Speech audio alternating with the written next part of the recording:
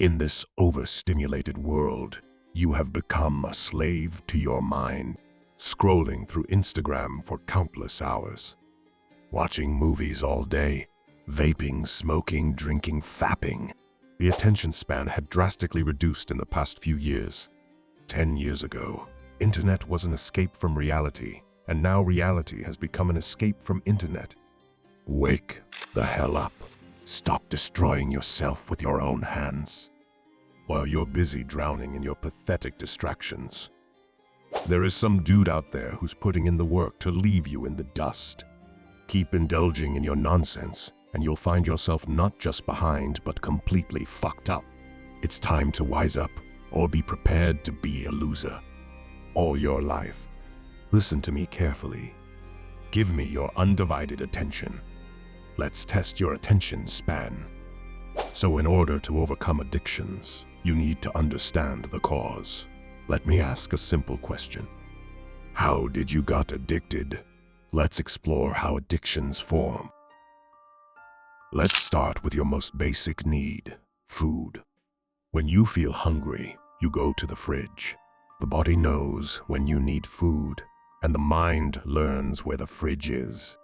A natural response, like a lion knows how to find its prey when it is hungry, but doesn't bother when it is not hungry. The learning system is so smart that this can all happen automatically. The problem is, we are no longer natural, and food doesn't only relieve our hunger. Now, only food can't satisfy our hunger. That's what Jesus meant by saying man shall not live by bread alone.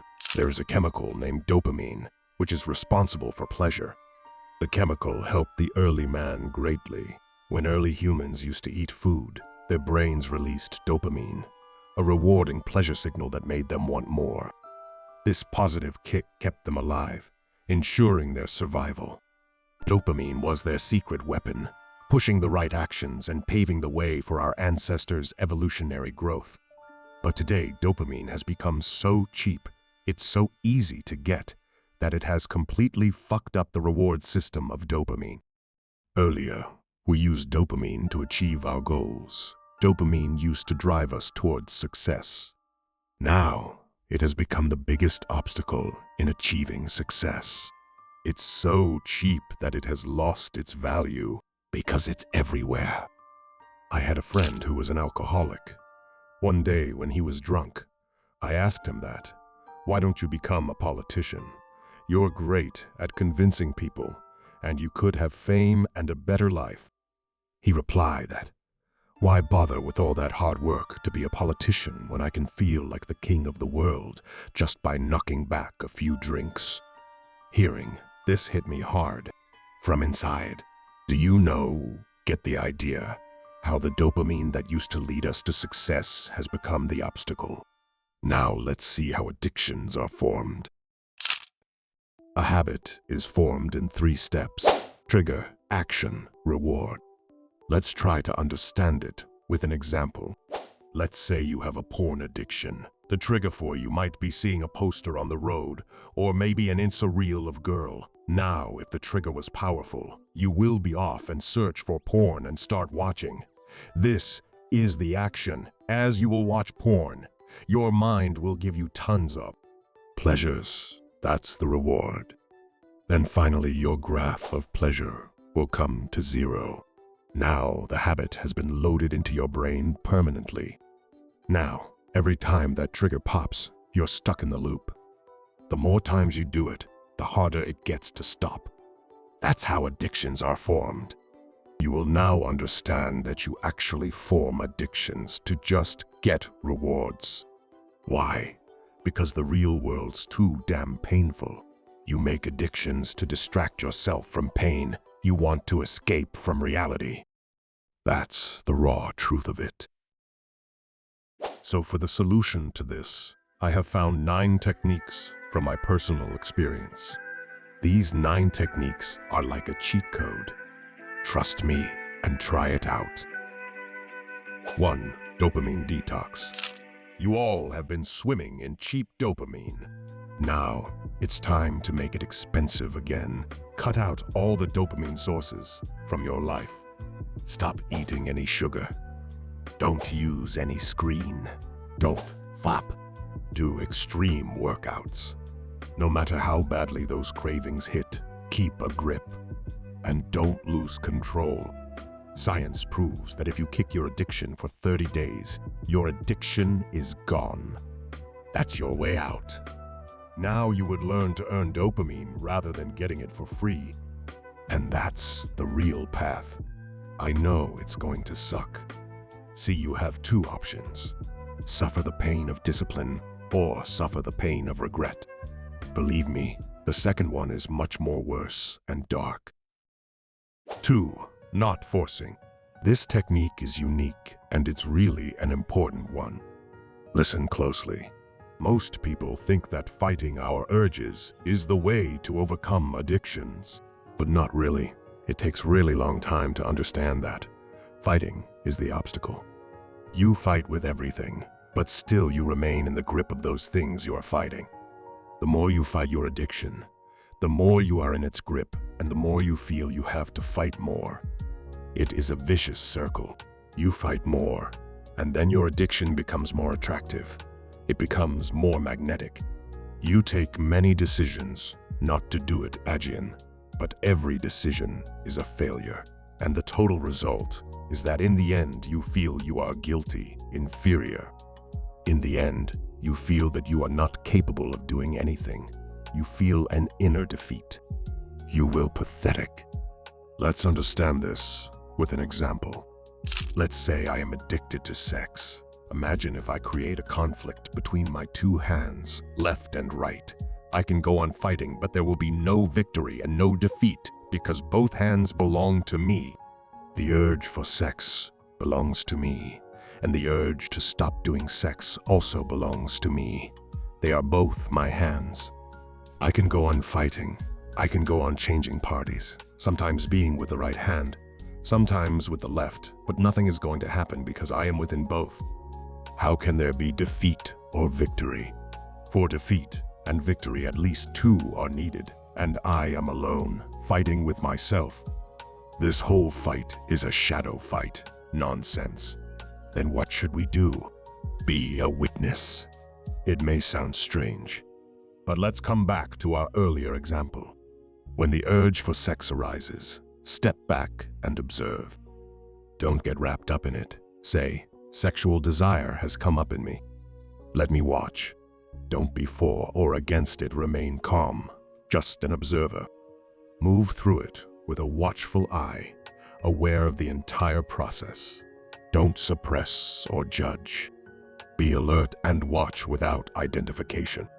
Witness the rise and fall without getting tangled in opinions or judgments. That's true witnessing, observing without bias or condemnation. This way, you will find that your addiction has no grip on you if you don't fight with it. Mark my words. Never ever fight your mind because you will always lose. Instead, try to be calm to your mind and observe every trigger that comes up. It's a very powerful technique if you know how to use it. 3. Find a strong reason to overcome the addiction. I know that if you have clicked on this video, you already have a strong reason to leave your addiction. If you don't have one, that's the biggest reason why you are wasting your time on addictions. Most people are addicted to shit because they are purposeless. Let me hit you with a brutal example. I had a friend named Marcus who got into drugs and all. His addiction became so bad that he couldn't spend an hour without taking a pill. His father was the only parent he had, and he was getting old and was really worried about Marcus. One night, his father had a heart attack. His father came running to him asking for help. But Marcus was badly drunk. Instead of helping his father out in that drunk state, he started hitting him. His father was crying for help, and he was hitting him again and again mercilessly. Unfortunately, after around 10 minutes that night, his father died. When he woke up next morning and got to know what he had done, he broke into tears. He became mad. He became insane. He vowed to never touch drugs again. A whole decade has passed, and Marcus has stayed true to that pledge. That's the power of a strong reason. Clear now. 4. Willpower. Willpower is a superpower. Strength does not come from the body. It comes from the will. The only limits that exist are the ones you place on yourself. There are no limits to willpower. Now, you might wonder, earlier I said, don't fight your mind. And now I'm preaching about building willpower. Yes, this is the part where most guys go wrong. Don't waste your willpower on suppressing urges. Instead of using the willpower on suppressing the urges, use the willpower to achieve your goals that you have set. This way you will be easily able to shift your focus from your addiction to your goal. 5. Progressive deloading. Eventually, you are going to find that the most effective way to quit is just stop. Yes, but I know how hard it is. Most people just can't stop it right now.